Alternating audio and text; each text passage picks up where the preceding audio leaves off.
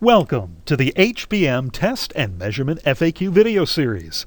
Hi, I'm Mike Hoyer, HBM Applications Engineer, and in this video I'm going to provide an overview of the formula database, also known as the analysis option in Perception. The Perception Analysis, also called Formula Database option, can be used if the option's enabled on your Perception license key.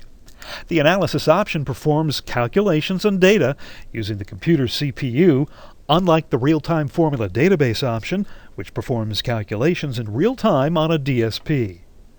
The analysis option performs calculations primarily after a recording has completed. However, some calculations can be done during a continuous recording. Over 150 analysis functions are available, including standard math, filters, and cycle math, which can be used to create an unlimited number of formulas. The formula sheet is used to create and edit formulas and looks much like a spreadsheet with columns for row numbers, variable name where the result is stored, the formula in blue or comments in green, and a column for the unit like volts, amps, or watts, etc. Elements on the left include a wizard, which steps you through the process in creating a formula, tools to insert, delete, clear, and group rows, operators to perform arithmetic calculations, and help displaying basic information. There's even additional help available at the top, and it can be displayed or hidden when clicking on the grip bar circled in red.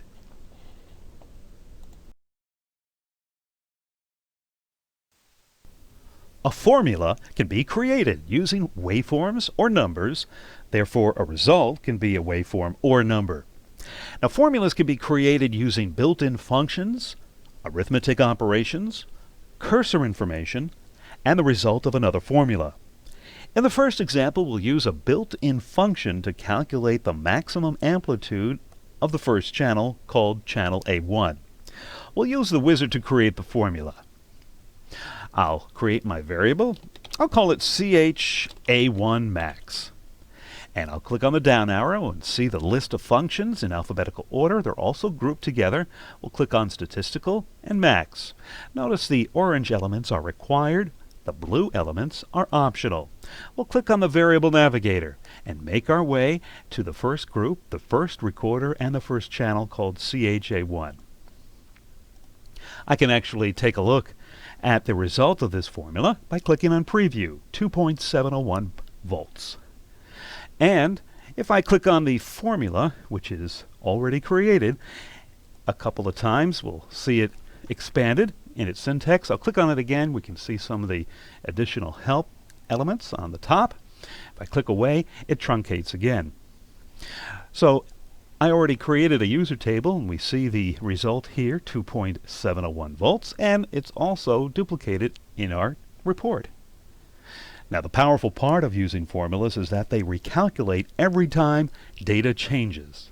So I'll change the amplitude, and I'll acquire a new set of data. Here we see the new result, 3.241 volts, which is also replicated here in our report.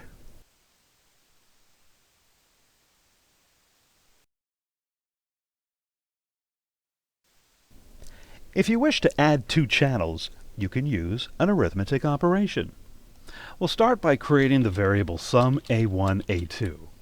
And then we'll go to our data sources and make our way to the first channel on the first recorder and drag that over to the formula cell.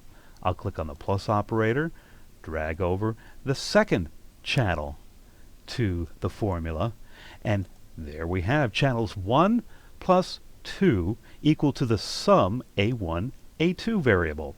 We can actually display the result by going to our data sources under formula and dragging over sum A1, A2.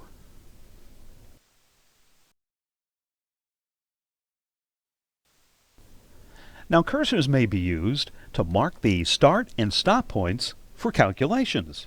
So in the maximum calculation example, I'll go back to the function creator, and we'll go to the variable navigator for start, and we'll make our way to display, cursor 1, X position. And for the endpoint, we'll do the same thing, except we'll go to the second cursor, X position. And now we'll go to our display. And when we move the cursors, we see that the value is updated every time the cursors are moved, calculating the result of the max between the cursors.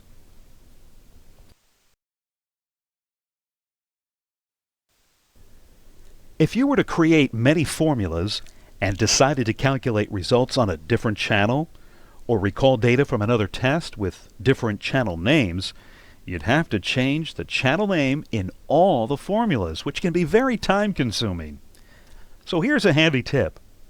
Create a new variable for each channel used in a formula before you create your formula. So for example, I'm going to create the variable CHA1, and then I'll go to my data sources and drag the first channel to the formula cell. And now my first channel is equal to the variable CHA1. I'll modify this equation by using the function creator, and instead of using the first channel as the name, I'll use the formula variable CHA1. And now the actual formula does not need to be updated or changed because it's tied to this variable. The only item I need to change is the actual formula cell. You can actually add comments by typing. I'll make this declaration of variables, and I'll call this formulas, and you'll see it changes it to green. As long as the element is not equal to a variable, it will change it to green and consider it comments. Well, thanks for watching, and if you have any questions, please feel free to call, email, or visit our website for the latest product solutions and downloads at www.hbm.com.